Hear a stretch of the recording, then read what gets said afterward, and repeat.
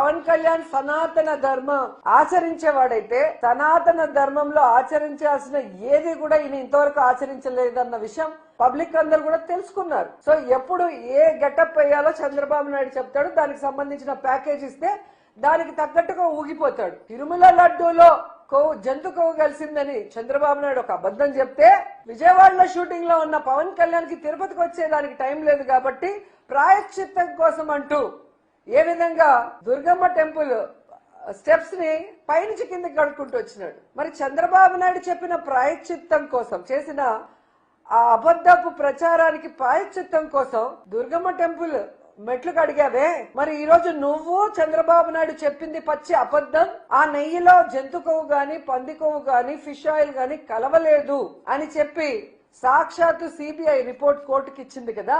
మరి ఇప్పుడు ఏం గడుగుతారు, ఎక్కడ గడుగుతారు? పవన్ కళ్యాణ్ చెప్పాలి.